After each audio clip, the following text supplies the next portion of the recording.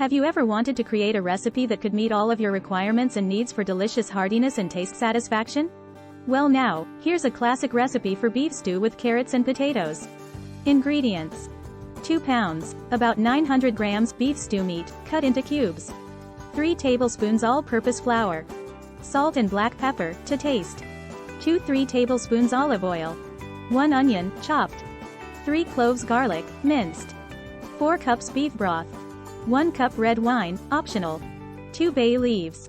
1 teaspoon dried thyme. 4-5 carrots, peeled and cut into chunks. 4-5 potatoes, peeled and cut into chunks. Chopped fresh parsley for garnish, optional. Instructions. In a large bowl, season the beef stew meat with salt and black pepper. Sprinkle flour over the meat and toss to coat evenly. Heat olive oil in a large pot or Dutch oven over medium-high heat. Working in batches, sear the beef cubes until browned on all sides. Remove the browned beef and set it aside. In the same pot, add chopped onions and garlic. Sauté for a few minutes until the onions are softened and fragrant.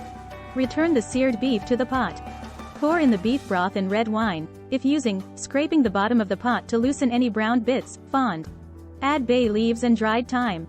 Bring the mixture to a simmer. Reduce the heat to low, cover the pot, and let it simmer gently for about 1.5 to 2 hours, or until the beef is tender. Once the beef is tender, add the carrots and potatoes to the pot. Simmer uncovered for an additional 30-40 minutes, or until the vegetables are cooked through and tender. Check the stew for seasoning and adjust with salt and pepper if needed. Remove the bay leaves. Serve the beef stew hot, garnished with chopped fresh parsley if desired.